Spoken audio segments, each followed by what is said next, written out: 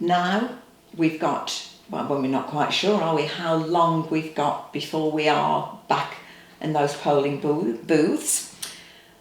What would you like to say to the people of Tamworth? And I know you've used the term Tamworth and the villages. A little bit, why does that come about? And what would you say directly to them why we should have Eddie as our next MP? Well, so there are two things. I think first of all, this is they've got almost a try before you buy option here. They can look at what I've done over the previous 6 years and say, is that the sort of representative we would like to have? So I'll give you one good example. Very soon after becoming the MP for Walsall North, I started championing the idea and working really hard to get funding for a new urgent care centre at Manor Hospital. So I secured that money. Matt Hancock, who was the Health Secretary at the time, kind of confirmed that in Parliament. Theresa May confirmed this, I think, in Parliament as well.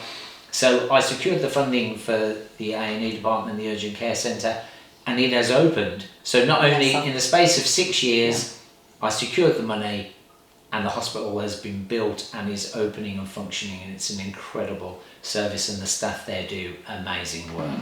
So you can see the dedication that I've got and that I deliver. There are other examples of that with regard to me bringing in funding for a new train station and regeneration of 2 of the main towns. But people can see my track record and see how hard working I've been, and they can see whether that's the type of MP that they want. Now, with regard to my use of the word Tamworth, phrase Tamworth and the villages, because I think when people think of Tamworth as a constituency, they think mainly about the town, but actually there are a lot of significant rural parts to it, to say the least. So Shenstone, Stonall, Clifton Campville, and our brand new addition, Whittington. Yeah. So Whittington, lovely village, previously part of Lichfield constituency, being added on to Tamworth constituency for the next general election. All of these places have different challenges, and I think it's important for me to be out and about, understanding them and making sure they appreciate they're never forgotten in terms of my efforts.